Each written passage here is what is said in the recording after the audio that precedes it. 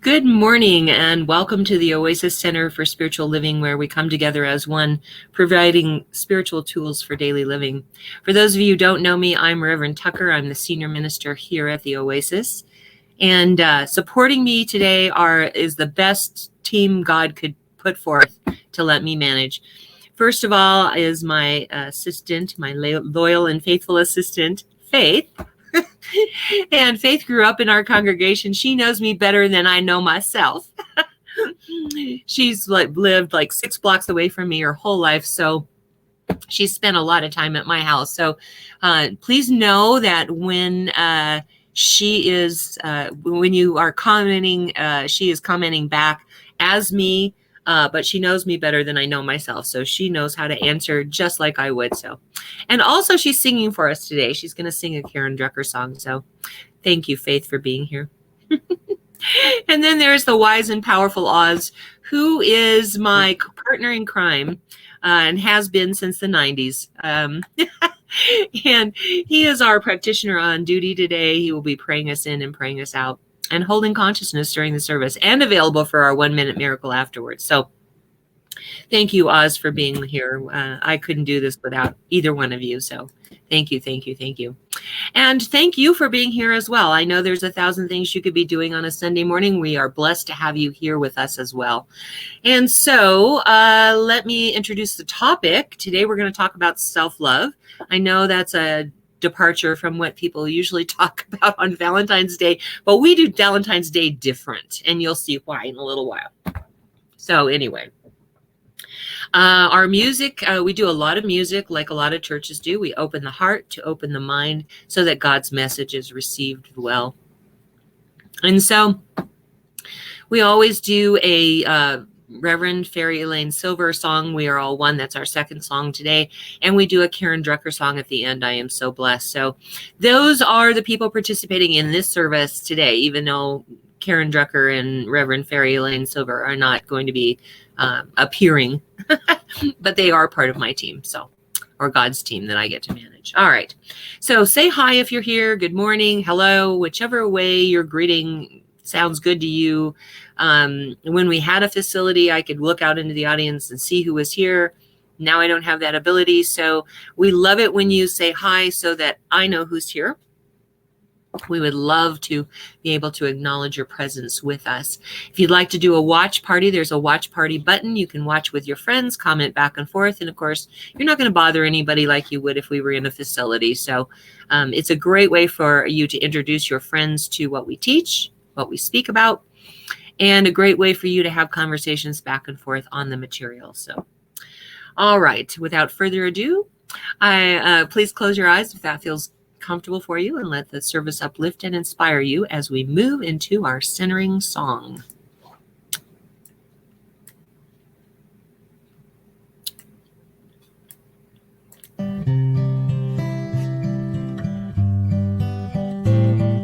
Surely the presence of God is in this place.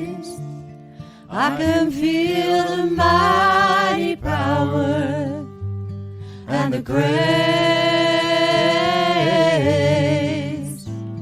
I can feel the rush of angels' wings. I see glory on each face.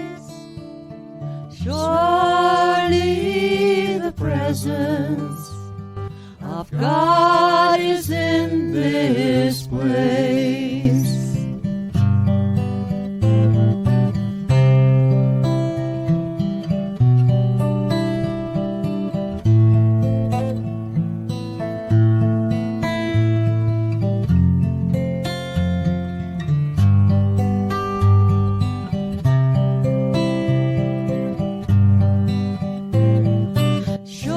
Surely the presence of God is in this place.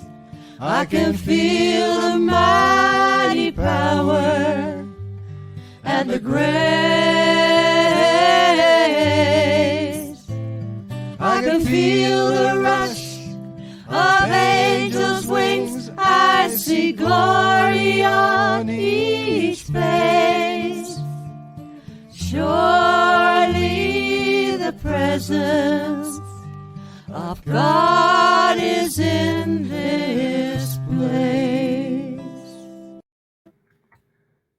goodness. Surely the presence of God is in this place. The presence of God everywhere, always, eternal, infinite, and all-dwelling, all that is encompassed within that even greater source, which is God, the source of all life, the source of all being, the source of me, the source of you, the source of all that is. I know that infinite presence is with us right now through this service, for there is nowhere that God is not. And I allow the perfect blessings that flow from one to the next and from each to all takes place within this hour and in the future and for all time, for all that is all that ever will be. For being part of this greater whole, being one in it, I know that the blessings are ours to share. And I give thanks and I let it be. And so it is. And so it is. Thank you, Oz. All right, this next song is the one from Reverend Fairy Elaine Silver, We Are All One. If you know the words, sing along and sing it loud and sing it proud, because you can't bother anybody, right? Here we go.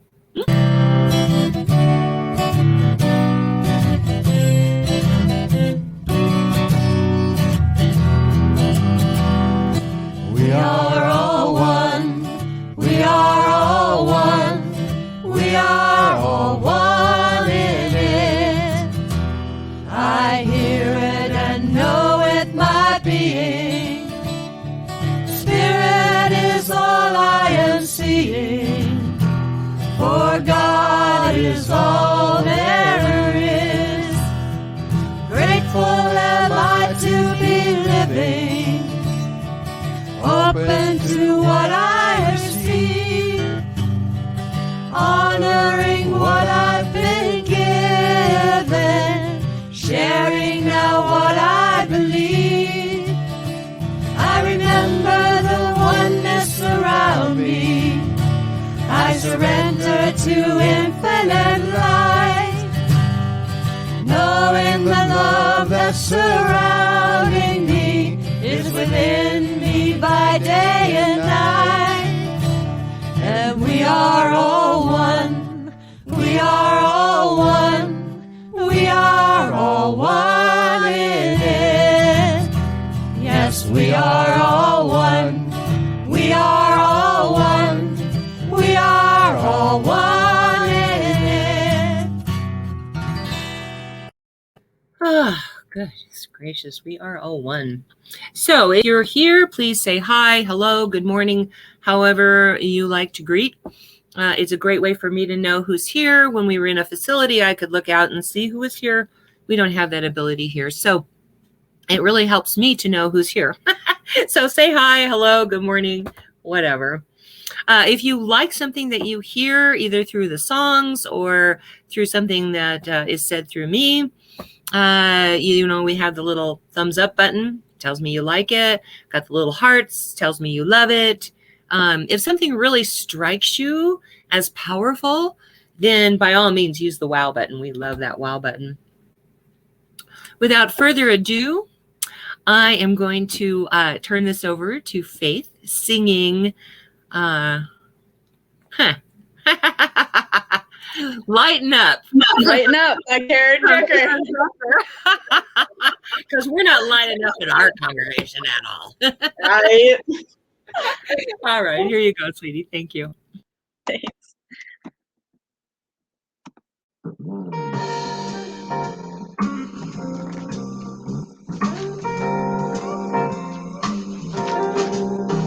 I was walking down the street, feeling mighty fine, till I caught a glimpse in a window of my behind. It was a jiggle and a wiggle that I never thought I'd see, and I freaked out in a shriek. This has just ruined my day, till I heard a voice inside me say that I can be anything I choose today. I lighten up.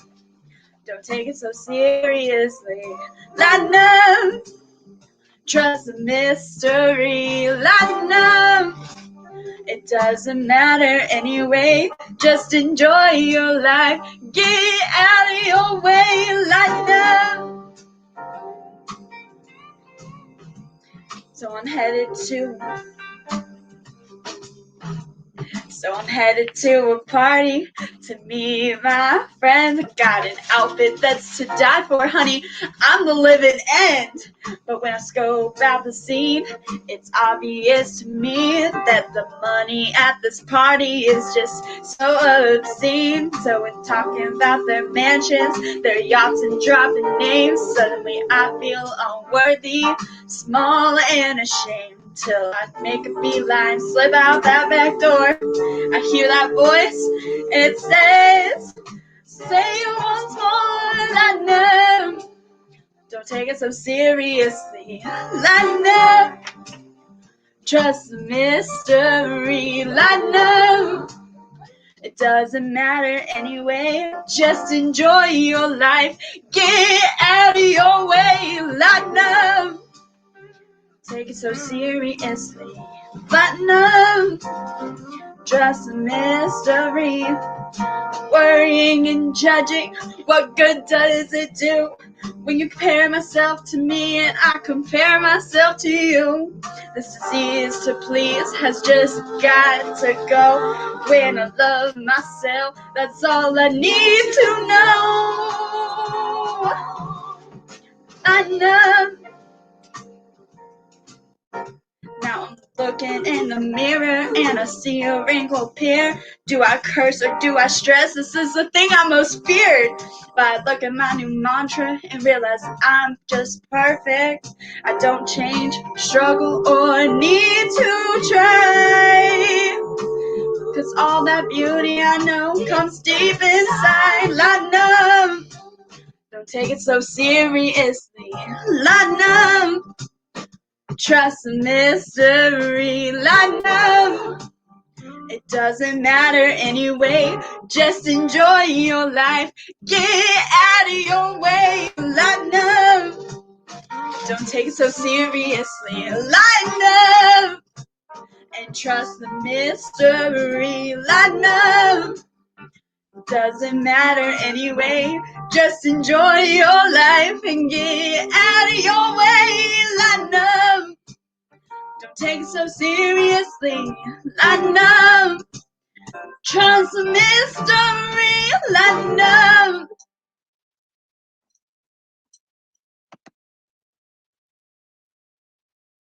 God, couldn't find the button. I hate it when I can't find the button. Right? Thank you, Faith. That was great. I love that song because, you know, you're too young to actually have that experience yet. Wait till you get older and you start seeing the wrinkles and the cellulite and you start going, oh man, what has happened to my body? But it's all about self-love. So it's all good. Thanks, Faith. All right. So, like I said, we do Valentine's Day a little bit different around here. Somebody's sad. Who's sad? Who said sad? Oh my goodness. Okay. Somebody's sad. They must be experiencing what I experience. That's funny. Okay, so oh my goodness. We're going to do a little meditation in a little while. And we're going to do a ceremony to commit our love to ourselves. That's how we do Valentine's Day around here. Because our mission on earth is to reveal more of God's love through us as vessels. I've talked about unconditional love a lot. And we did that a few weeks ago, which is God's love. And I think that we're put on this earth to love God first, and then love ourselves, and then love other people. But somewhere along the way, I don't know, religion, school, who knows where you got it, maybe your parents, we have gotten this idea that we have to love others before ourselves. Love others before thyself, whatever that quote is. And that's really not true, because I can't love anyone else until I love myself. It's not selfish. We look at that as, you know, we've been told that loving yourself is selfish. That's not true. Loving yourself is not selfish. It is actually the most unselfish thing you can do, because you can't give yourself to another person until you have a person to give them, you see? And how we become vessels of God's love is that we become love.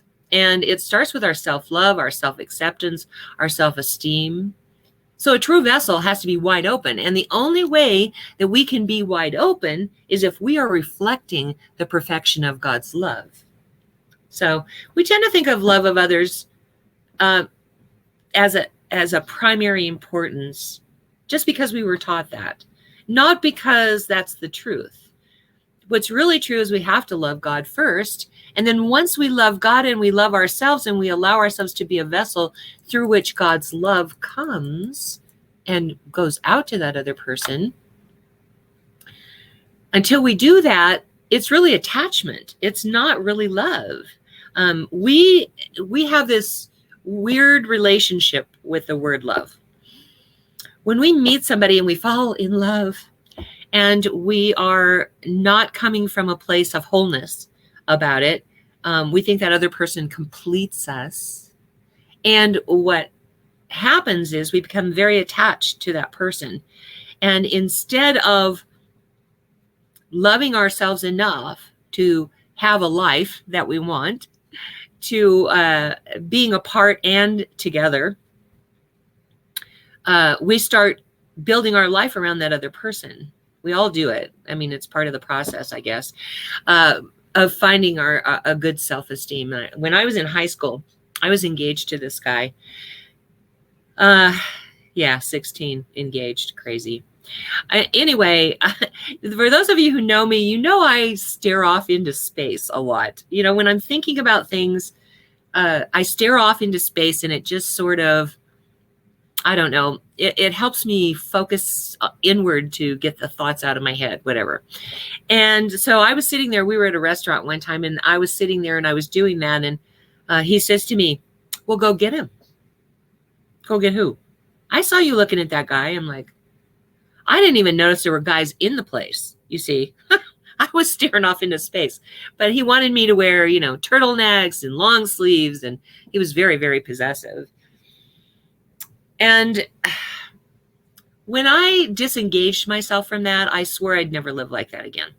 So I married the opposite, the polar opposite of that person. I married Lynn, who says, go live your life, do whatever you want. You know, he's never tried to control who I talk to. He's never tried to control what I do. I used to go out dancing. He doesn't like to dance. So Tina and I used to go out to the clubs and go dancing. Me and my Amazons used to go out dancing, you know, because I like to dance and he doesn't. So he never had a problem with that. I could dress as sexy as I wanted. I could, you know, it was all perfect because we had this life together, but we also had our lives apart. He was on the road a lot. He was a musician, so he was on the road a lot. He would be gone usually from like May to September. I'd stop in, you know, a day or two at a time. And we learned a way of loving each other that took care of ourselves first and then came together. You know, I've done so many weddings. When I'm doing consultations for a wedding, you know, the bride will say to me, oh, he completes me. Or the groom will say, oh, you know, I was not even alive until I found her, you know, that kind of thing. I mean, I know we have those feelings, but the truth is that two halves do not make a whole in a relationship. What makes a relationship is when two wholes, WHOLES, come together and we give to each other, we share, and we add to the experience of the other. We don't take from the other to have experience. When you are two halves coming together, you need that other person in order to experience life. And that's just not the way it really is in terms of love. That's attachment. And so I want to talk about a little bit about self-love because like Lynn and I were friends for about 6 months before we got together. And you know, the passion, the in-loveness only lasts for a certain amount of time. For some people, it's just days. For some people, it's weeks. For some people, it's months. For some people, it's even years. Whatever that time period is, it eventually ends. That part of the, oh my God, the in-loveness ends. And when it ends, you have to have something to base it. There has to be a foundation, or you're not going to stay together. And so what I always, people getting married do not want to hear this. When you say that, they don't want to hear it. So I talk to you now, especially those of you who are single. I'll be talking to you a little bit today, the single people. Because when you're in love and you're ready to get married, you're not really in the space to hear that you need to take care of you first and then give to the other person. So what's kept us together for years is we were friends for 6 months before we actually even had a date. And then his grandmother came to town. And his grandmother was the meanest person on the face of the earth. And so whenever she would come to town, he would go stay with whoever he was dating at that time. Well, this time, she had a stroke, so she was here for a very long time. So he was staying with me when she came, and since she was staying for so long, he just never moved out. And we lived together for quite a while, like a year and a half, I think it was. And both of us were really decided that we did not want to get married. We did not, from my perspective, getting married was cleaning house, making food, and popping out babies. Now, if that's what your thing is, that's wonderful. I'm happy for you. That was not my thing. Those of you who know me know I don't do kitchens. I don't do babies. It's just, I just am not the domestic diva. And so for me, marriage meant that. And for Lynn, I'm not even sure what marriage meant to him, but he wasn't in any hurry to get married either. I don't think he ever really wanted to get married. That wasn't really on the horizon for us until his band got this gig with the USO, and they were going to go over to Europe. And I always wanted to go to Europe. And the USO won't let the spouse go unless you're married. So what we did is we said, okay, let's get married. Like it's a piece of paper. It doesn't matter. But we had to go through our own feelings about what that meant.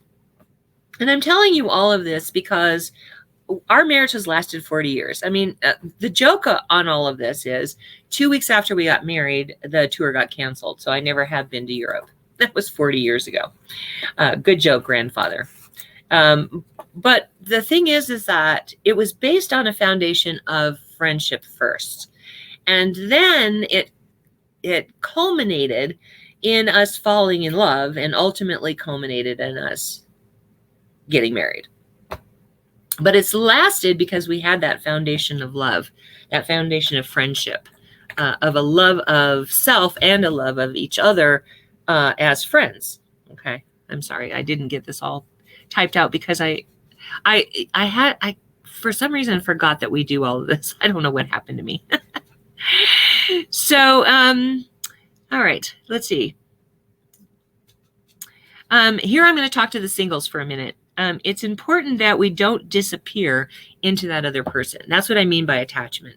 A lot of times we disappear into that other person, and we aren't able to go off and do our own thing without them, calling us every 5 minutes or whatever.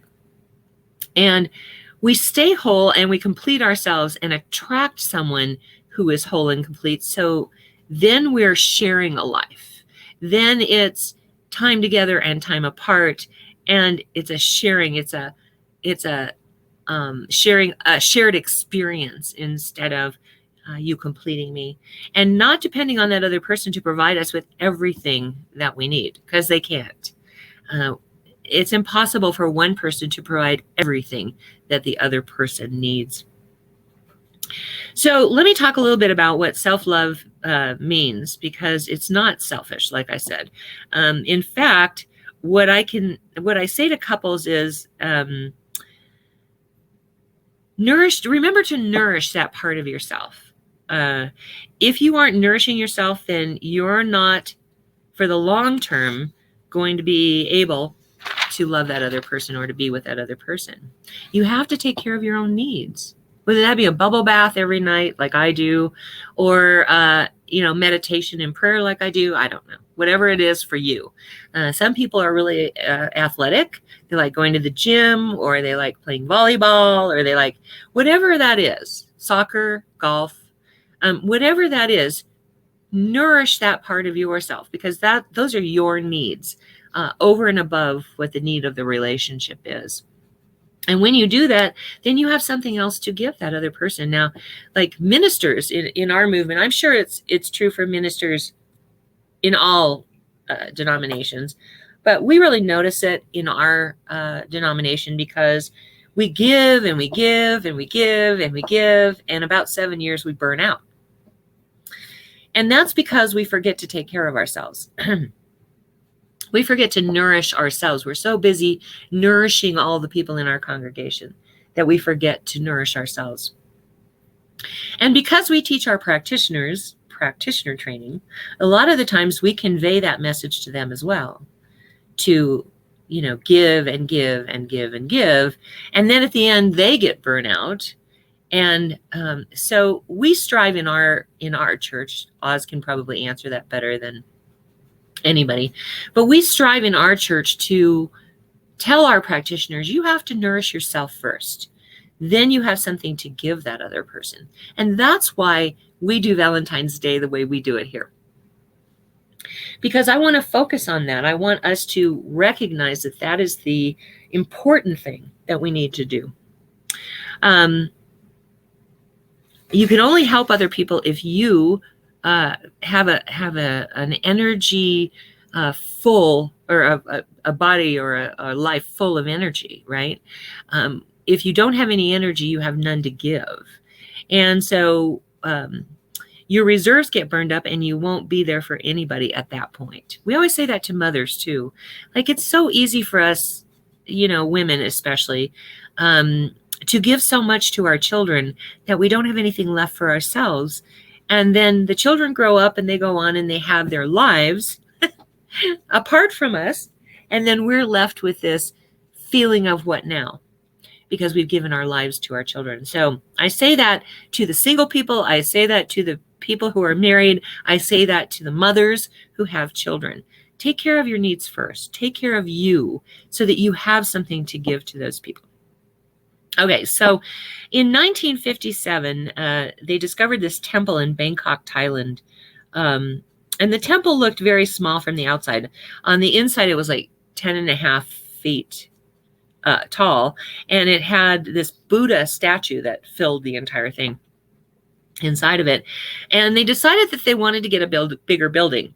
And so they were moving this statue of Buddha, and they thought it was made of clay, and they were in the process of moving it, and it began to rain. And in Thailand, when it rains, it's like tsunamis, and it rained for days and days and days and days and days. And all of a sudden they noticed that the mud started to crack, or the statue appeared to be cracking. So they put it in a tent and covered it up and tried to preserve it as best they could, because they thought it was going to be destroyed. And one night, this monk goes out there with a flashlight and puts the flashlight in the tent because he's trying to see how much damage there was and just make sure it was okay. And he notices there's this shiny object there. And he's like, what is that? What the heck is that? And he goes in and he starts to peel where the mud had started to peel away. And they discover that it's a golden Buddha. It is made of 100% gold. Now, this thing is, let's see, how many millions was it? It was crazy. It was, I know I have it here somewhere. Well, anyway. $165 million worth of gold. And it weighed 2.5 tons. So, as he's prying away this thing, he's like trying to figure out why this golden Buddha was hidden in all this mud.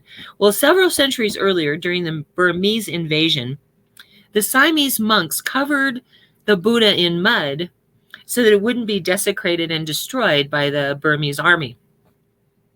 Unfortunately, all of those Siamese monks died during that invasion, and so there was nobody left to tell the story. And so because of that, for centuries, we all lived thinking that this Buddha was made out of mud or clay, right? And and so they discover that this thing is a 195 million. There it is, $195 million worth of gold, 2.5 tons. Isn't that amazing? What I'm saying is that we all have that golden Buddha inside of us. And all of the things that have happened to us in our lives have caked on this gook on top of that golden Buddha. So what I want to do today is for us to reveal that golden Buddha that lives inside of us. We're going to get rid of all the layers of gook. We're going to do a meditation here in a minute. And so now we have 8 inches of mud encasing us. And of course, the young ones, you don't have that quite yet. You might have an inch or two, but we're trying to keep you from getting all that. We adults who have lived our lives and accumulated those experiences, it keeps us from being able to move forward. And so what I want to do is I want to take us into a meditation where we uncover that golden Buddha within us. So I'm going to invite you to close your eyes if that feels comfortable.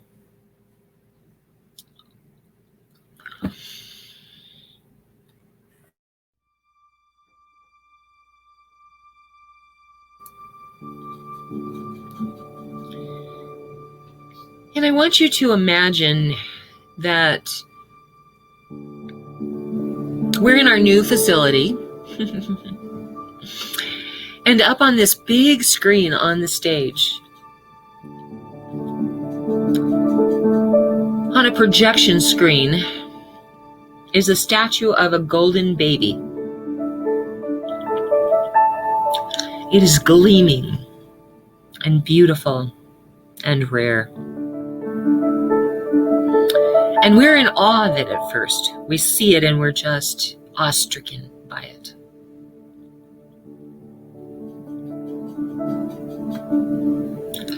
But we also know that it's not just a golden baby that is sitting up there on its own.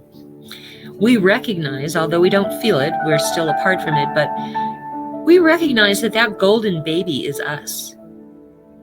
We know that that is what it is. Our inner child, so to speak, sitting on that stage.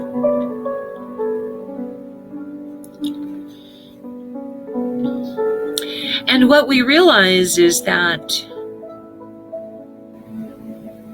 embracing that golden baby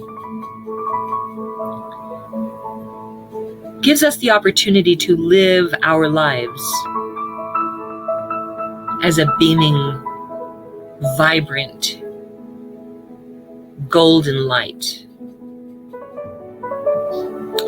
So first I want to invite you to think about your life.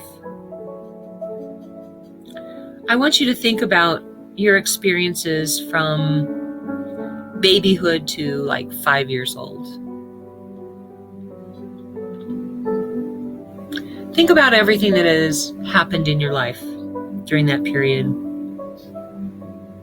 And imagine that as you remember these experiences, there is mud beginning to be caked on this golden baby.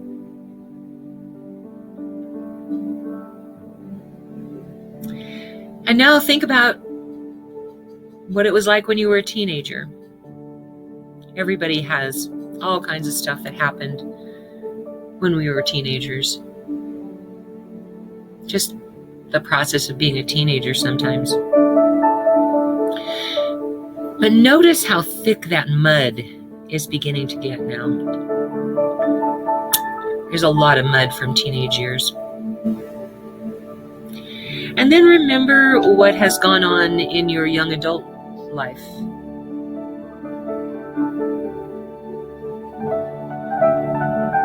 And think about how much mud is now accumulating.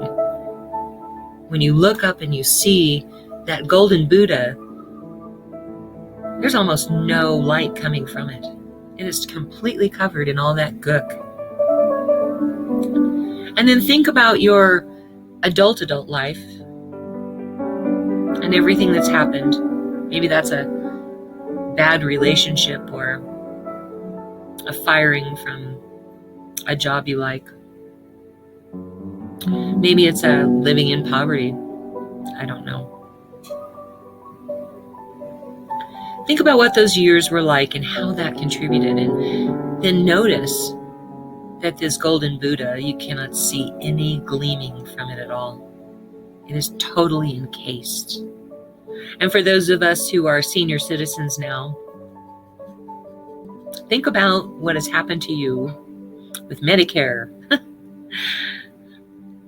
with Social Security.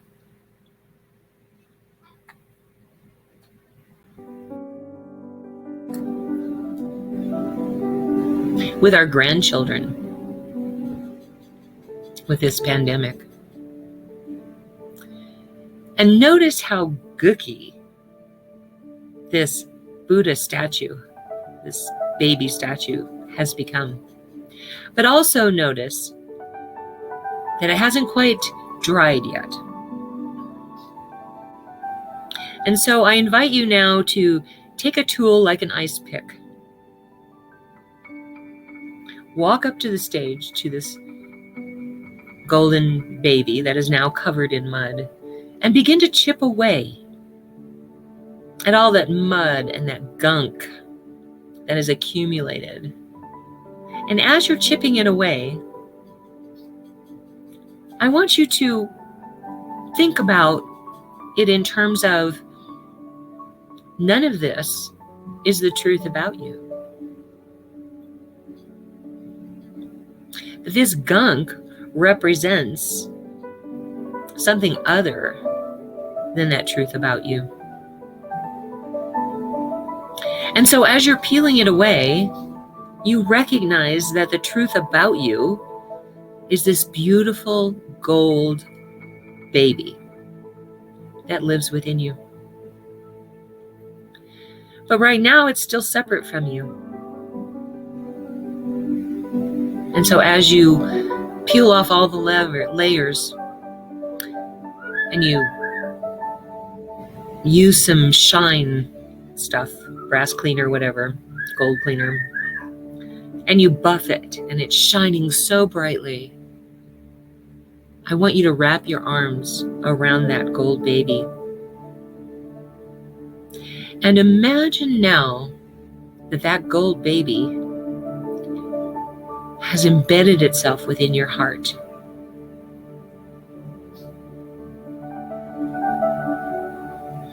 You have become one with that golden baby, because you always were, really. The projection was outside of you, but that golden baby has always lived within you.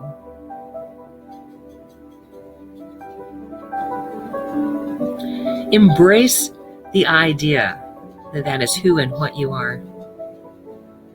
That golden Buddha that lives inside of you.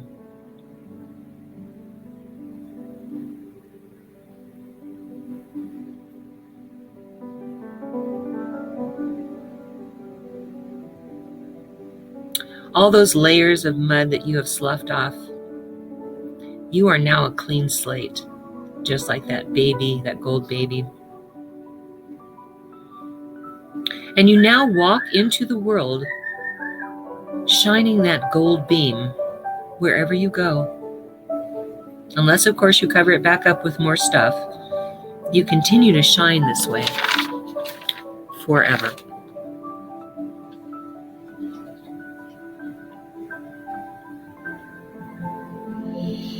And so take a nice deep breath in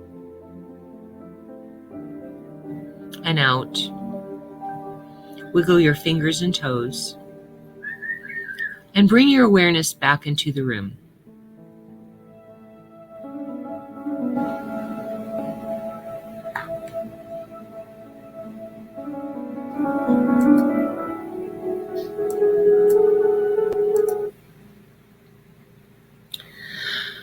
Oh my goodness. I always get I feel so good when I do meditations, whether I'm giving them or I'm doing them. It doesn't matter. Let me suggest to you, because Valentine's Day is usually about celebrating couples. And I want to talk to the single people for a minute, because you don't need to have a significant other to celebrate Valentine's Day. I like to do one day for me and one day for Lynn. That's kind of my little thing. My day for me, I like to have chocolate covered strawberries. So I'll go get myself some chocolate covered strawberries, and I will get in the bath with big bubble bath, and I will sit and eat my chocolate covered strawberries. You know, my first experience with meditation, I didn't know that's what it was to begin with. But when I lived in Long Beach, California, every Sunday, because I had that day off, I worked 6 days a week, and Sunday was my only day off. Every Sunday, I would drive to Laguna Beach. It's about a half hour away. And I would stop at the Rocky Mountain Chocolate Factory and get myself a dozen chocolate-covered strawberries. And I'd go to the beach, and I'd sit on the beach, and I'd wait for the tide to come in, depending on whether it was summer or winter. Wintertime, it was a little bit cold out there, so I'd bundle myself up. But I always waited for the tide to come in. And when the tide came in, I would start eating my chocolate-covered strawberries. The vibration of the tide coming in is so powerful. There's like this force that just lulls you into a meditative space. I didn't realize that until many, many years ago, probably 20 years later, when I started going to church, and I realized, oh my God, this is the feeling I was having. This is meditation. Wow, that's cool. But I get my chocolate covered strawberries. I do my bubble bath. I do something that just feeds me. Everybody's going to be different, but it affirms my love, because that's what it's supposed to be, reaffirming your love for one another on Valentine's Day. So those of you who don't have a significant other, it's still a great way to spend February 14th, is to get up in the morning. Well, today you're already up, but go buy yourself something. Doesn't have to be a lot, you know, buy yourself flowers or candy. My version of candy is chocolate covered strawberries, but everybody's different. If you like wine, get yourself a bottle of wine. Whatever it is that pleases you, and sit there and just allow the power surge of love to come over you. I invite all of us to do that ceremony. Buy yourself flowers, a new tablecloth. Just sit there and enjoy your Valentine's Day, because who's the greater love? The greater love is yourself, right? The greatest love of all is yourself. And until you can place yourself in that beingness of being alone and being happy and joyful to have yourself, you won't attract and be with, for the long term, another person. Because like I said, we form attachments. We don't really fall in love like we think. It doesn't form love. Unconditional love, the kind of love we're really after, is the kind of love we want to feel. And we really feel from the inside out isn't provided from another person. It can't. We are just unable to provide that love to another person. I used to have a user guide. It was like this thick, you know. And my user guide, you know, said things like, if you don't know why I'm upset, you better figure it out, because I'm not talking. Anybody else have that experience? Anybody else done that? Well, they're not inside your head, so they can't do that. I used to think, well, if they loved me, they would try. Poor Lynn. He made it through all that.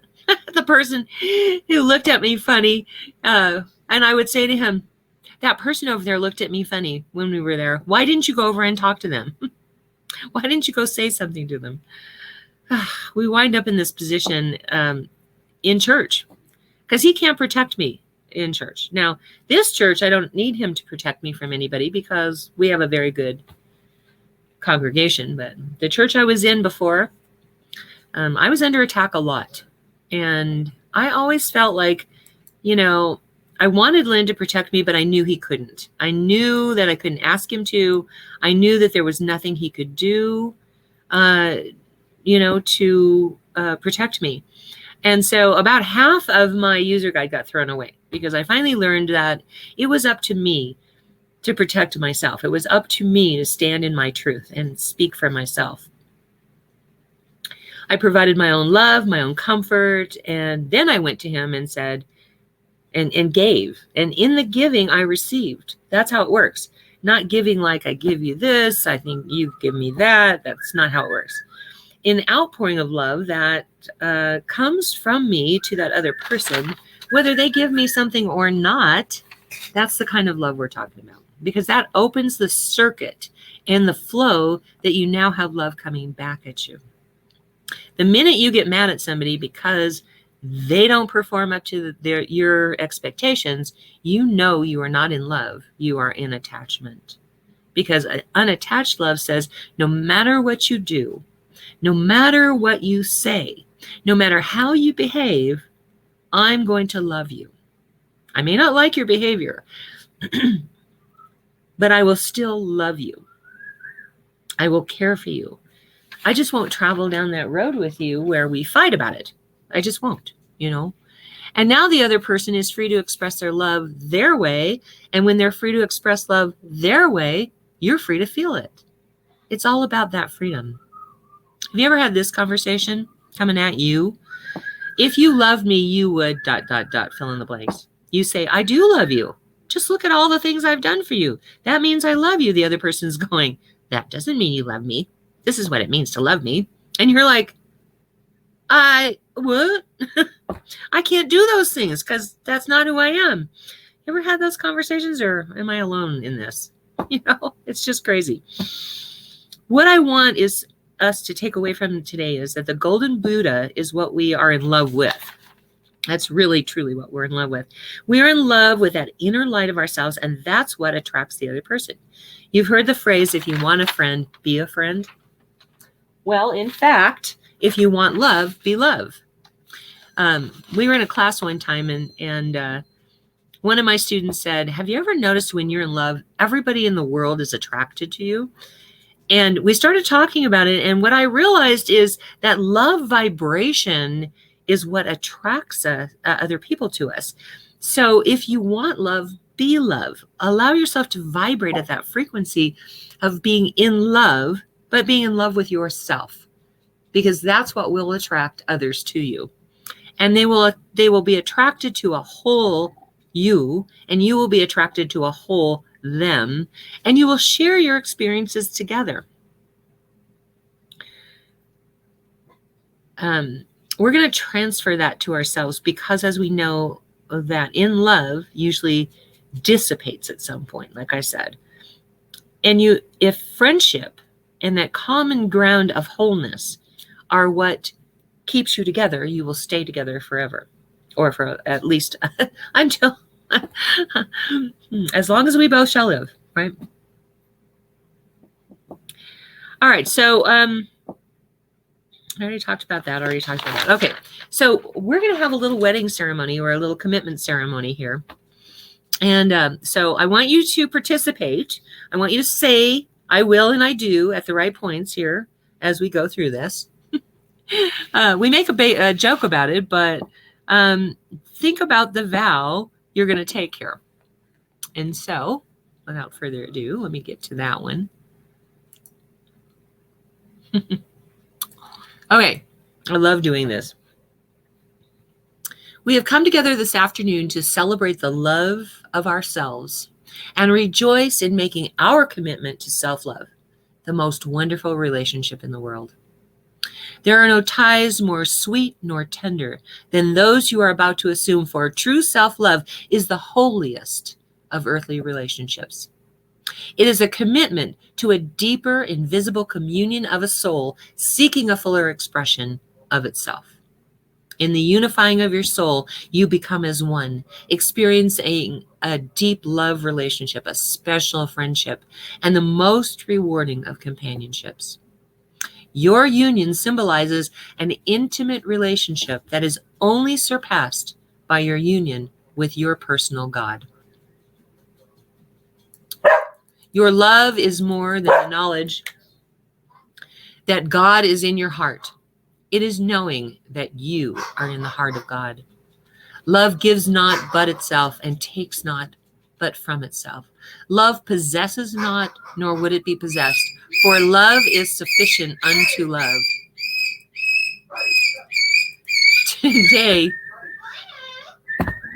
Today, will you bring to this new life that very special self of you, leaving the past with the past, knowing that today all things are made new, and that which came before is what has brought you here today, and that it is good. Say I will. Everybody out there, say I will. You could even say it in the comments. I wouldn't mind. Will you always see your true self and daily express your love and appreciation for life and for yourself? Say I will. Will you take yourself to be your perfect love? Will you love yourself, comfort yourself, honor yourself, and forever cherish and appreciate yourself as a person? I will. Okay, repeat after me now. I promise to love and to cherish myself, to encourage myself in my expression of life, and to be my best, loyal and loving companion, inasmuch as you have consented in the holy bonds of love in front of family and friends, and have pledged your faith and love for yourself.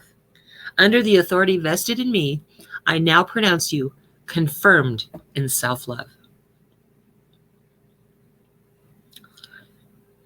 I want you to think about the vow you just took and what that means.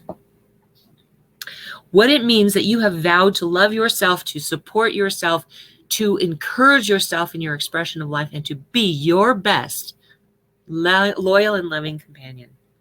Think about what that means and how powerfully, if you live that vow in your life, how powerfully you are connected to that part of you, which is the Golden Buddha.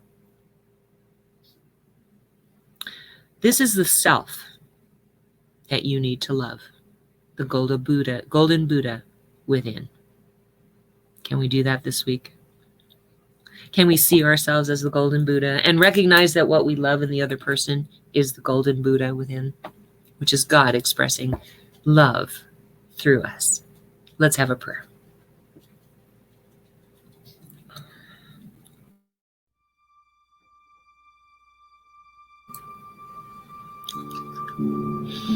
I just move my awareness right now to the infinite power, the infinite presence, the infinite life, beingness of God. For God is simply all there ever has been, all there ever will be, and all there is right now. Only God.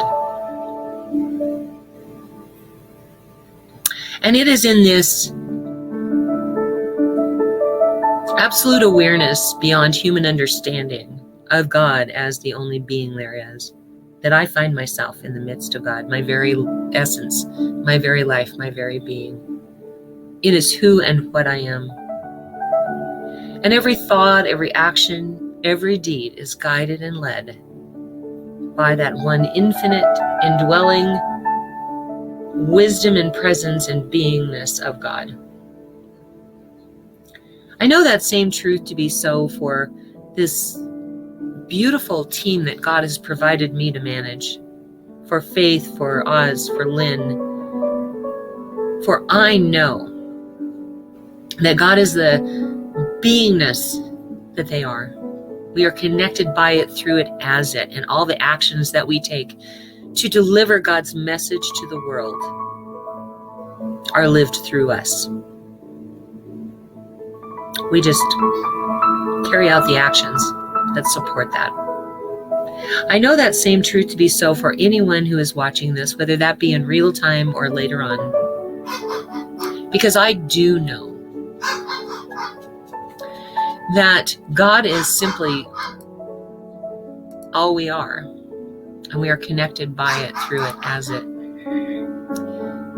There is not There's no place where we begin and another leaves off. There's no place where we leave off and the other begins. For we truly are one.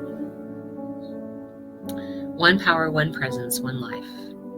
Mitaku Easin. So I bless this coming week with an awareness of the Golden Buddha within us and other people. I know that we celebrate the vow we took and keep to our vow to love ourselves beyond anything else. Well, not God. We love God first, and then we love ourselves. But we keep that vow. We allow ourselves to be nourished by ourselves. We give ourselves gifts. We allow ourselves the time to relish our beingness, our life.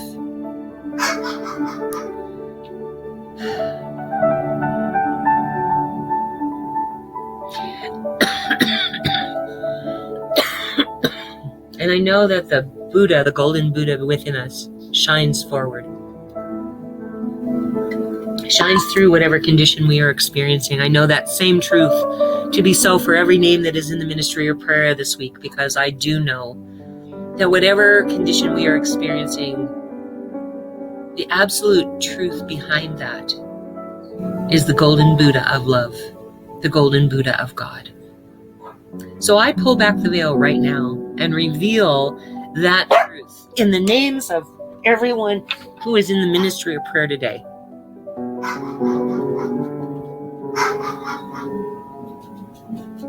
I claim that good for them in their name. I call it good and very good. My heart fills with gratitude to know that this is so. And I just let it be. And so it is. Amen. Other than the birds screaming, which I try really hard not to have happen, I get into this really wonderful space. We were going to do another song, but I see that we're running over, so we're not going to do another song. Faith wasn't going to perform it. I was going to play it from YouTube. But the truth is that they keep muting us whenever we do that, so it's probably better that we don't. So instead, we're going to move right on to the offering. This is our opportunity to receive your gifts, tithes, and offerings, and your opportunity to express gratitude for that which you have already received in form, and that which you may have created in the mind of God already, but you haven't seen yet. It's there. We just haven't seen it yet. Faith has now put the website on the screen and in the comments on the screen. Maybe not. In the comments for sure. Please go to oasiscsl.org. And in the middle, there we go. In the middle of that first page is our offering affirmation. And right underneath that is the Contribute Now button. And let me tell you what you're contributing to. Not only are you implementing and cultivating the flow of the law of circulation in your life, because you give and receive, and it stimulates that flow when you give. Not only are you doing that, but what you're giving to is God's message getting out into the world. It does cost money to do that, unfortunately. I wish it didn't, but it does. And so that's what you're contributing to, not to me or Faith or Oz or anybody else. You are contributing to us getting our message out into the world, God's message. And it comes through us, but it is God's message. So I want to invite you to say, whether you're watching this in real time or you are watching it later, go to oasiscsl.org, and in the middle of the page, I want you to say this offering affirmation with us. This perfect gift is spirit and form, circulating and blessing all it touches. Freely I give, and joyously I receive. And so it is. And when you feel like it later, first press the Contribute Now button. When you feel like it later, go listen to The Greatest Love of All, because that's what we were going to play today. And that's really the truth. So do that for yourself. And remember that the Golden Buddha, the God's love inside of you, is the greatest love of all, when you love yourself. All right. We have a ministry of prayer. Right now, let's see. Oz is available for what we call our 1 minute miracle. It's not a time for counseling, but it is a time where you can share with him whatever situation you are experiencing, and he will stop, drop, and pray with you right then and there. We do that by video chat, so you can reach out to him after the service is over. And if he doesn't answer right away, it means he's on the phone with someone else or on the video chat with someone else, and call back later and he will pick up. Okay. We also have this wonderful team of licensed practitioners called the God Squad that is available by appointment for spiritual guidance. Now, these are licensed practitioners. We have a wonderful team from coast to coast that will not only pray on those requests every day for a week, but are available for spiritual guidance. There are other people who are on the God Squad team who are not licensed practitioners who do not do the spiritual guidance, but do pray on those requests every day for a week. So that being said, how you work with the practitioners, you go to our website and click on the practitioner, look at their credentials, reach out to them. They can figure out how you can pay them for their spiritual guidance, whether that's a Cash App or Venmo or PayPal or however that works. And then they will reach out to you at an appointed time through video chat. And then, so if you'd like prayer for anything, put it in the comment section. If you don't want it to be public, just reach out to one of us, message us, and Faith will put that on the God Squad group page, which is private. Only the God Squad can see it. And if you would like to participate in the God Squad, like I said, you don't have to be a licensed practitioner to do the prayer. You have to be willing to do affirmative prayer. Not beseeching, but affirmative prayer. And you have to commit and follow through with praying on those requests every day for a week. And then, so if you would like to do that, put yes in the comment field and Faith will add you to that. If you would like to be on our spiritual online community, which is a Facebook group that is a public page, you'll get information before anyone else in the world gets it. Then just type more in the comment field and she'll add you to that one. Bracelets by Brooks and Bailey. Here's my little one that was, I can't remember what it was. I'm sorry, I'm not very, my brain these days just, I can't remember what it is, but it's really a nice one. I don't know if you can see the clasp on it. Okay, so here we are. brooksandbailey.com or Brooks and Bailey, which does the Rocky Mountain Lab Rescue. All the proceeds go to that. You can reach out to them at brooksandbailey0307@gmail.com. And also Brooks Limited, Brooks Ltd. She has amazing one-of-a-kind things.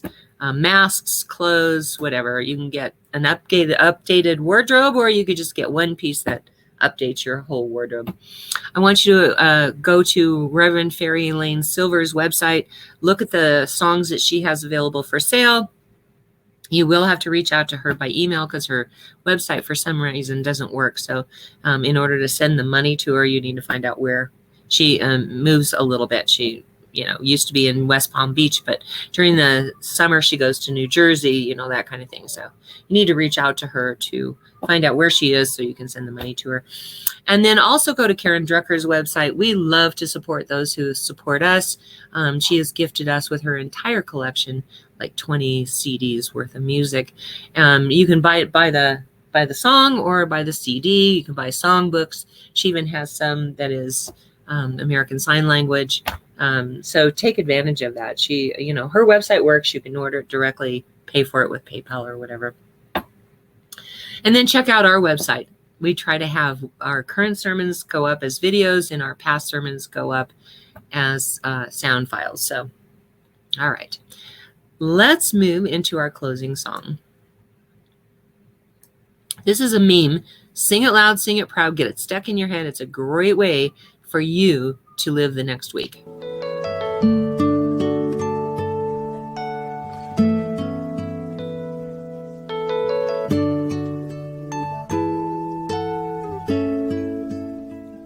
I am so blessed. I am so blessed. I am so grateful for all that I have. I am so blessed. I am so blessed. I am so grateful. I am so blessed. I am so blessed. I am so blessed. I am so grateful for all that I have. I am so blessed. I am so blessed. I am so grateful. I am so blessed. I am so blessed. I am so blessed. I am so grateful for all that I have. I am so blessed. I am so blessed. I am so grateful. I am so blessed. I am so blessed. I am so blessed. I am so grateful for all that I have.